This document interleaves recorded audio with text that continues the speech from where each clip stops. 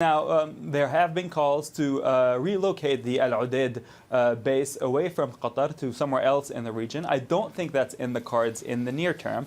I think there's quite a bit of reliance on that, but that's also a possibility in the medium to long term should things escalate with Qatar.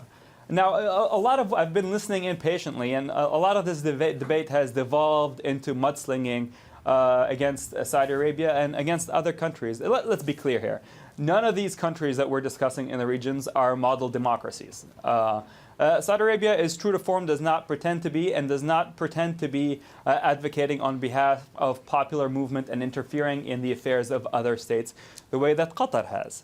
Also, I think what is an important distinction to make here is that while Saudi Arabia in the past has had its troubles with extremism, let's face it, I mean, the West, together with Saudi Arabia throughout the Cold War, supported Muslim radicals in order to push back against communism. That's a reality. It would be a mistake for any sober analyst to deny that.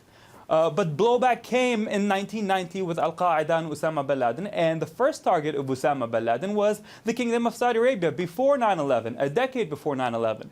Since then, the Saudi government has been pushing back, but has been treading very carefully. Because anybody who talks about Saudi Arabia today as a monolith, the way that ISIS talks about the West, and we all know that the West is not a monolith, Paris is not Washington.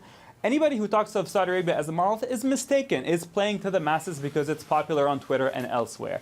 Saudi Arabia today has a conservative and uber-conservative Wahhabi clergy establishment. The royal family has to be very careful in bringing about reforms and change. It's been well on its path in doing so. I mean, allowing women to drive is a very active debate today in Saudi Arabia.